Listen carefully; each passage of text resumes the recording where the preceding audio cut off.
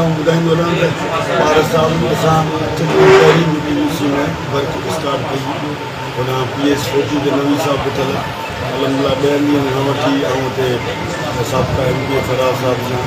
ऐं नवी साहब नंढो भाउ आहे ॾाढो शर्मो खां हुते वर्क कई आहे त जाम साहब मुंहिंजे हेठां आहे जाम शकील हिन नगर सिंधुरनि में कमु अलहमदिल्ला 4 जेके कॉन्स्टिट्यूंसियूं हिते 2 फुल अचनि थियूं हुते जेके आहिनि STCूं ऐं टाउन म्यूनिसिपल जेके गॾु आहिनि चइनी MPN सां असीं गॾु ऐं MPA साहब आहिनि असां हिक ॿिए सां ताउन में राब्ते में ऐं गॾिजी भरपूर तरीक़े सां असीं शहरनि में फुल वक़्त पिया रखूं बहिराणी में वञूं पिया सुभाणे कॾहिं जो प्रोग्राम आहे जलवाबनि जो थियो आहे संसद जे शाहिद खान सां शराफ़ो जो प्रोग्राम आहे इहो तासिर मुंहिंजी सम्झ में हिते जेके असांजा मुखालिफ़ आहिनि उन्हनि ॾिनो आहे पारा साहब माशाल्लाह एक्टिव यंग एज में आहिनि ऐं हिननि जे साम्हूं जेके कैंडिडेट आहिनि ऐं तव्हां पाण सम्झो था त तमामु कमज़ोर कैंडिडेट आहिनि ऐं तमामु कमज़ोर पार्टी सां बिलोंग कनि था ऐं मुंहिंजे साम्हूं जेकी कैंडिडेट अची मौजूदु आहिनि तव्हां ॾिठो त 5 साल MLA हुई पंहिंजे शहर शहदादपुर में हू कॾहिं कोन वई ॿियो त सॼो शहर में के 2 माण्हुनि में वञा हाणे तव्हां सम्झो त 5 साल MLA रही 3.5 साल रही स्कीमूं वठी PTI हुकूमत मां सॼे ज़िले लाइ उन खां पोइ बि उन्हनि माण्हुनि में वञनि सिर्फ़ु पंहिंजी जमायत हुन स्कीमूं ॾिनियूं कंहिं हिमायती हुन स्कीम जी असां वरी कोन ॾिनियूं उहो पार्टी हिकिड़ी जमायत आहे संदे जमायती पंहिंजे जेके पीर साहब जा फॉलोअर्स आहिनि उन्हनि खे ई फॉलो कंदा उन्हनि जा ई कमु कनि था ॿिए जेके ॿिया जेके बि हिमायती हुननि जा आउं सम्झां थो उन्हनि जी कैटेगरी में उन्हनि खे पोइ ते रखनि था सो ही यंग आहे ऐं हिते आहियां शौकीन साहब जा बि शहर में कमु थियल आहिनि हिन पारस साहब वारनि जा बि शहर में कमु थियल आहिनि असांजा बि कमु थियल आहिनि ऐं असीं सम्झूं था गंदवादनि जो जेको 23 वार्डनि ते मुश्तमिल अवाम ऐं दोस्त आहिनि असीं सम्झूं था त कैंडिडेटनि खे ॾिसी पार्टी खे ॾिसी असांजी वधीक सपोर्ट कंदा असांजी फेवर में वधीक निकिरंदा पंहिंजी ताक़त जो मुज़ाहिरो कंदा तीर ते 2 वोटनि ते तीर ते ठपो हणूं असांखे कामयाबु कंदा असीं शहर लाइ पंहिंजे हल्के लाइ पंहिंजे ज़िले लाइ सिंध लाइ ऐं सम्झा थो पीपुल्स पार्टी खां वधीक जेके बि तव्हां रोड रस्ता ॾिसो था मेन रोड ई सभु पीपुल्स पार्टी ई ॾिनियूं आहिनि हू हुकूमत 50-60 सालनि जॾहिं हुकूमत में रहिया तव्हां ॾिसो त हुननि हिकिड़ो मेन रोड कोन ठाराए सघिया ॿियो त परे ॻाल्हि मेन रोड ते हुनजी तरजीह न हुई त आउं सम्झां थो त असांजी निस्बत जेके बि हुननि जा कैंडिडेट आहिनि सॼे ज़िले में सभु कमज़ोर आहिनि पीपुल्स पार्टी जा कैंडिडेट मज़बूत आहिनि ऐं अवामी वोट असांखे तमामु घणी मिले पई दोस्त हज़रात चाहिनि था माण्हू असांखे अलहमदिल्ला राति जो 1-2 बजे ताईं बिहाड़ी में वक़्तु ॾींदो माण्हू असांखे अलहमदिल्ला इस्तक़बाल कंदा ऐं ईअं लॻे थो जीअं वीचारा असां लाइ 4-4 कलाक वेट कंदा पर लॻे ईअं नथो माना 4 कलाक वेट कनि ऐं उन में उहो जोश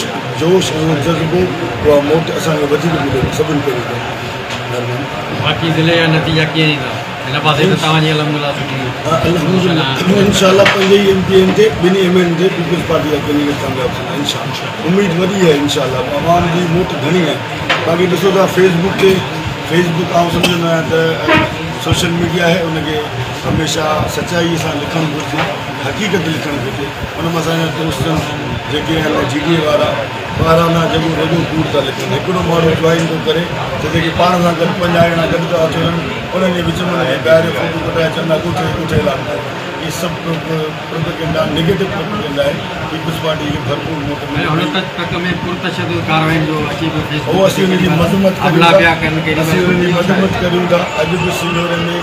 जोरीअ झंडा लाथा अगरि इहे कारवायूं हुननि में त असांजे गंदवादम शहर में सिंधोरे में पीपुल्स पार्टी जा कार्यक्रम दोस्त घणा आहिनि शराबो बि घणा असीं हुननि झंडो लाहींदा आवाम जेकी असांखे अचे थी दोस्त चवंदा त असीं झंडा लाहियूं असीं उनखे रोकूं था आउं सम्झां थो त हुननि खे अकुलमंदी सां असांजी इलेक्शन आहे हिकिड़े ॾींहं पंहिंजे अवाम सां मिलनि अवाम खे वञनि वोट वठनि झंडा लाहिण वारी सियासत ते अगरि एतिरो कामयाबु हुजे न त हींअर ज़िले सांगड़ में हिननि इहा पोज़ीशन न हुजे सरकारी झंडा लाइ ऐं अमन अमान ख़राबु करण जी कोशिशि कंदा आहिनि अवामी वोट जी ॻाल्हि इहो सवाल तव्हां जेको पुरतशदुद कार्रवाई कई हवाले सां तव्हां छा हरकतूं जेकी कनि वाक़ियो आहे असीं इहे ई चवंदो बाबा आवाम में रहूं आवाम जी ख़िदमत करियूं त इहे कीअं तव्हांखे ॾिसण ईंदा जीअं तारीख़ में 70 साल जी तारीख़ में लॻी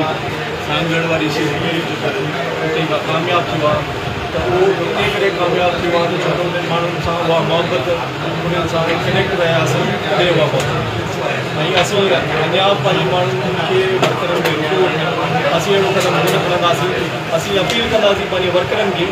त 8 तारीख़ ते तीर ते ठपो हणी इन्हनि खे इन ॻाल्हि जो जवाबु बिल्कुल जो है मेरे दोनों भाइयों ने जो है कहा है ये जो है ममालिक जो कि उनको अवामी ताकत से जो है वो आगे आना चाहिए, बिला बजाय इसके कि वो इस तरह की जो हरकतें कर रहे हैं जिससे मान की वो ख़राब कर रहे हैं, क्योंकि वो लूज़र है, वो चूँकि उनको पता है कि हमने आ जाना है, लिहाजा वो इस तरह का जो है वो माहौल यहाँ बना रहे हैं जिसकी वजह से जो है वो इलेक्शन पुरअमन ना हो और वोट कास्ट ना हो। लेकिन इंशाल्लाह इन तमाम जो है वो उसको इंशाल्लाह नाकाम बनाएंगे, अवामी ताकत से नाकाम बनाएंगे। और आप देखेंगे कि इंशाल्लाह जिला सागर में 5 MP और 2 MLA इंशाल्लाह बड़ी तादाद हमारे तादाद में काम शुरू। सर, सांगड़ जिले में MKM ने जो ऐलान कर दिया है तो उसकी वजह से टंडवादम में जो हमारे दोस्त हैं उर्दू बोलने वाले, उस वोट फैक्टर को आप कैसे रोकेंगे?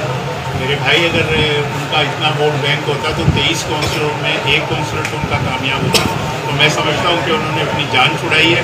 और वो चाह रहे थे कि कोई आए और हम जो है इस तरह का ऐलान करें ताकि हमारी जो पहले एक दफ़ा जो है